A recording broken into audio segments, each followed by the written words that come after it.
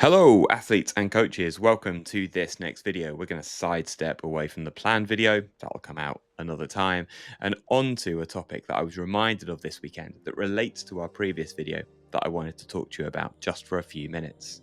I've spoken before about the fact that I recently went to a high performance coaching symposium, and that the keynote address there at the start of the day essentially was built on the hypothesis that performance, as in the result, as in winning, is all that matters within high performance sport.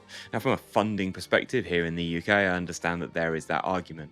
We've built a system where the results, particularly the medals, equal the funding that allows those high performance systems to continue to exist.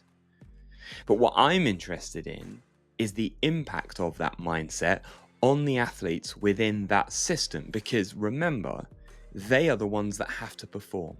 So we want to optimize their performance so that we maximize the chances of the best result, which then equals the funding that we aspire to so we can keep the systems going as they are.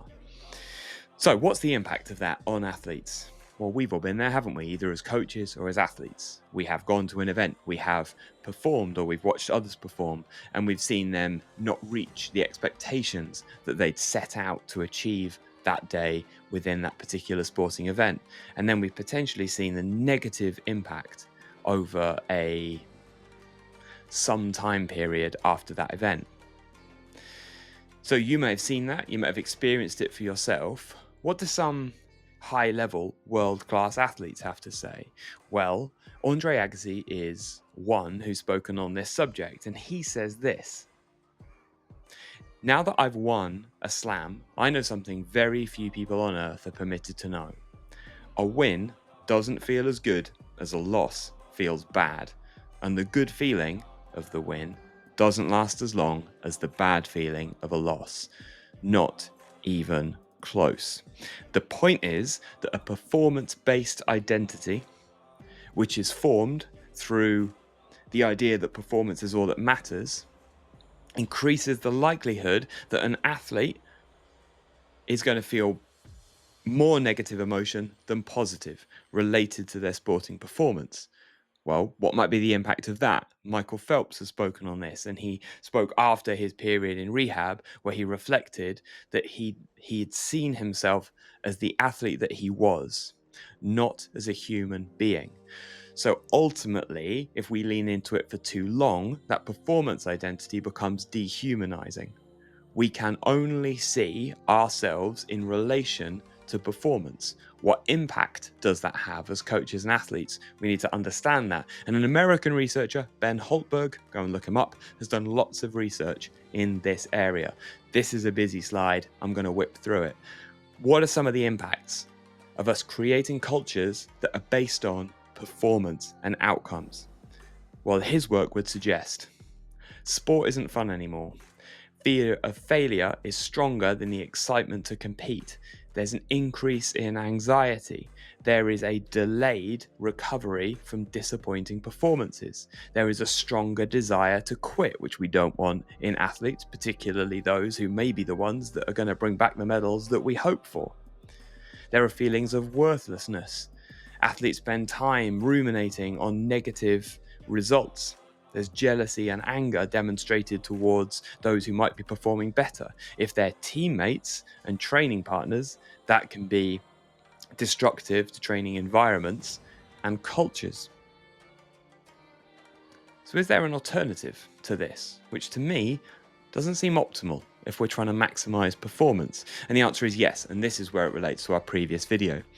Again, go and read Ben Holtberg in this area, because he is one of those researchers, and he's not the only one, that suggests that our alternative is a purpose-based identity. And this, as coaches, is what we want to coach and foster into our athletes. As athletes, it's where we want to direct our attention, not to the performance, but to the purpose. We spoke about this in the last video. It's incredibly important to define what is the purpose of what you are doing. What's the greater purpose of your sport? And a really good example of this is the GB hockey girls team from a couple of Olympic cycles ago, who defined their purpose as to inspire girls to be strong, sporty, athletic women. Not to win, not even necessarily to pursue excellence for themselves, but to do that because it might inspire the next generation to show what was possible, a greater purpose that then they could delight in. What's the impact of a purpose-based identity or mindset? Well, again, we'll refer to Ben Holberg, who says that in his research, those athletes with purpose-based identities stay in sport longer and win more medals. So whether we agree with that idea of performance is all that matters is a completely separate conversation. What we know is that if we want to get there, if we want to perform our best as athletes, coaches, if we want our athletes to perform better, we need to help. We need to lean into a purpose-based identity. Why do we do the sport? What's the impact we hope to have? Purpose-based identity is the route to performance. Hi everyone, thank you so much for watching. If you'd like to know more, please click any of the links in the description below. And if you want to either work one-to-one with me or have me come out to your sports club, business, or sports organization to work through some of these principles with you so that you can flourish and thrive in a sport that is good and also perform at a higher level, then please do get in touch and I hope to hear from you soon.